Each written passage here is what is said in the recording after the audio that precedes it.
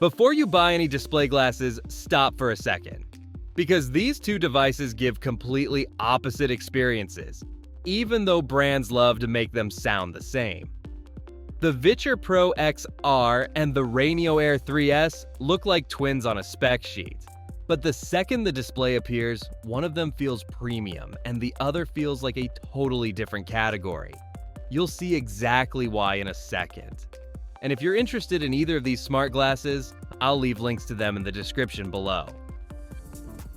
Display quality and visual experience. The easiest way to separate these two is by looking at what your eyes actually see.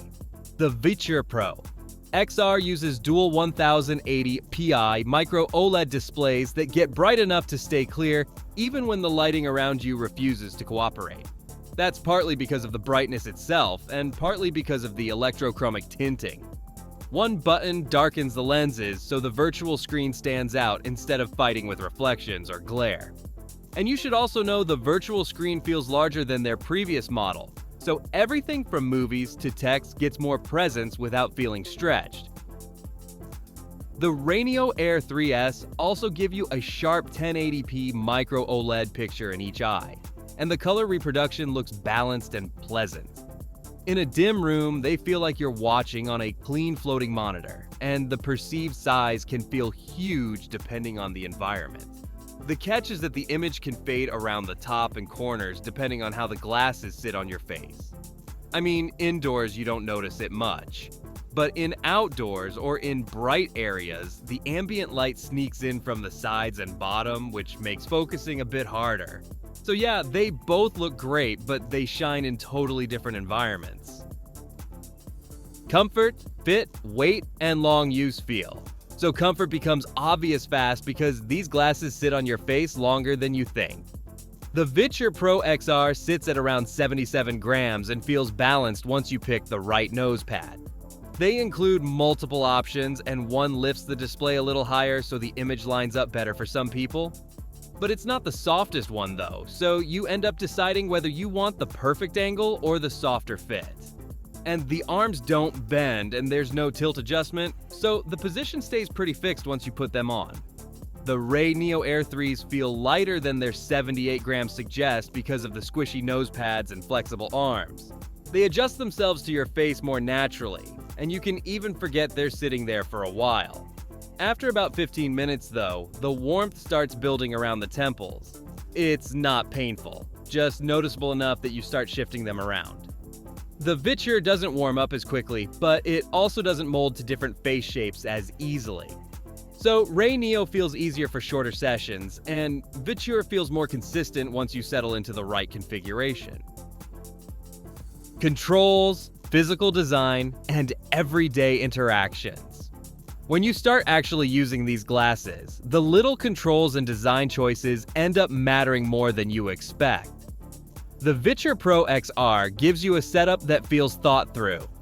You get physical buttons for brightness and volume, plus this tint button that switches the electrochromic layer on or off instantly. And this thing has a magnetic USB-C connector that clicks into place without you hunting for the port. You also get individual focus dials for each eye, which makes a big difference if your eyesight isn't the same in both eyes. Once you dial that in, the image stays sharp without you adjusting your position every few minutes. RayNeo Air 3S go for simplicity. You get brightness controls and a menu button on the arms, and you can switch between 60 and 120 Hz. The glasses have 4 color modes that adjust how the picture looks depending on what you're watching. There's also Whisper Mode 2.0, which tries to lower sound leakage by reducing high frequencies. It works, but only a little.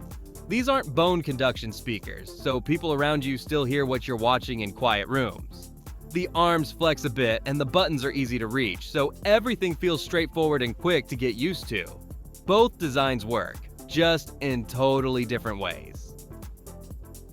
XR and 3D capabilities. This is the part a lot of people get confused about, so let's clear it up without sugarcoating anything. The VITURE Pro XR isn't trying to be an XR headset. There's no spatial interface, no floating apps, none of that. It's a pure display experience, and everything depends on whatever device you plug in. If you want 3D, it has to come from your source device. VITURE stays stable, predictable, and focused on the big screen effect instead of mixing in experimental features. RayNeo Air 3S take a different route, but it's not a full XR system. RayNeo has an XR app that you sideload from their site. Once you open it, you get a 3D environment with basic apps, a web-style YouTube and Prime Video launcher, and a few simple games. The phone becomes a pointer and acts like your mouse. The interface scrolls only left and right, so there's no looking up or down. And yes, it works, but there are noticeable bugs. The home screen drifts slowly to the right, some text fields don't let you type properly, and voice input on YouTube doesn't register at all. Some games install, others just refuse. The one thing that feels solid is viewing 3D side-by-side content. A high-quality file looks great in these lenses. Everything else feels very early and not something you'd rely on daily. Device compatibility and what you can actually use them for. This is where the gap between these two really widens, because they fit completely different use cases. The VITURE Pro XR becomes way more versatile when you add the Pro Mobile dock. That dock lets you plug in anything with HDMI, so you can use Xbox, PlayStation, or any console that outputs through HDMI. And it also supports a second pair of glasses, which means two people can watch or game at the same time. The dock also works with the Nintendo Switch through USB-C, which matters because the Switch doesn't support display out on its own. There's even a clip that holds the dock behind the Switch for portable gaming. And for handhelds like the Steam Deck, you can move the device off to the side and play with a Bluetooth controller while the screen floats comfortably in front of you. And RayNeo Air 3S shine with phones and laptops. Plug them into any phone that supports DisplayPort over USB-C, and you can launch desktop modes like DX. You can extend or mirror your MacBook screen too, which is great for productivity when you're traveling. They basically act like a lightweight external monitor you can take anywhere. And they work with consoles too if you have the right adapters, but the experience feels more natural on laptops and phones. So one leans heavily into gaming setups and the other leans into portable productivity and media. Portability, travel, and real-life convenience. You can have the best display in the world, but if the thing feels annoying to carry, you're not taking it anywhere. And this is where these two go in completely different directions. The RayNeo Air 3s are ridiculously easy to pack. The case is so light you'll think you forgot the glasses inside. You throw them into a backpack or a laptop sleeve, and they just disappear. There's no extra hardware, no thinking about cables, and no weird setup. You plug them in, and they're just ready. For flights or commutes, they feel like carrying an extra pair of sunglasses. The VITURE Pro XR is still portable, but the ecosystem adds bulk.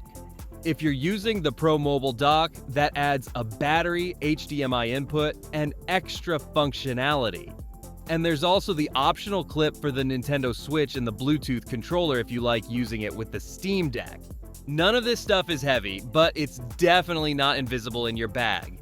You're basically carrying a tiny entertainment setup instead of a simple pair of glasses. So RayNeo feels like a grab-and-go device for casual use, while VITURE feels like something you pack intentionally because you know exactly what you're planning to do with it. Audio, sound leakage, and private listening.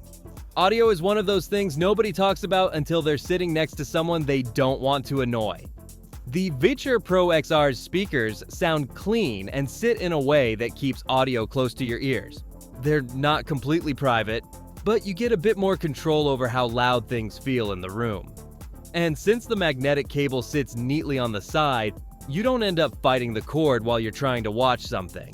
It just stays out of the way and keeps the whole setup tidy. RayNeo Air 3S have speakers that fire down toward your ears, and they're surprisingly good for something this small.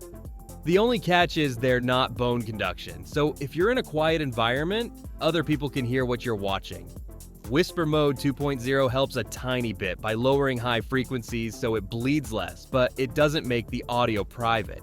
If you want complete privacy, you'll end up using Bluetooth earbuds with your phone or laptop. And something you should also know is the warmth that builds up near the temples can make long audio sessions feel more noticeable.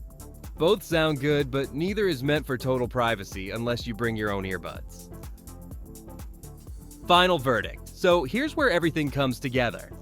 If you're someone who loves gaming on the go, or you want the cleanest, brightest viewing experience with the least amount of distraction, the VITURE Pro XR just fits that lifestyle better. The electrochromic tinting, the focus dials, the stable visual quality, and the Pro Dock support turn this thing into a portable entertainment setup you can control in a bunch of different environments. And if you're someone who wants to plug into a Steam Deck or console and keep the whole experience feeling immersive, VITURE just makes more sense. RayNeo Air 3S, on the other hand, feel perfect for anyone who wants something simple, light, and easy to travel with. If you're mostly using a laptop, a phone with DisplayPort, or you like the idea of a giant floating monitor wherever you sit, these make that happen with zero effort. And if you don't mind the occasional quirks like the corner fading or the warmth during long sessions, they're incredibly convenient. It really depends on what you'll do more.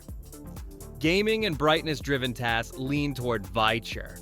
Portable productivity and lightweight everyday viewing lean toward RayNeo. And that's it for today. I hope this helped you get a clear picture of whether the VITURE Pro XR or the RayNeo Air 3S fits your setup better. If you want to check out the glasses I mentioned, I'll leave links in the description for you.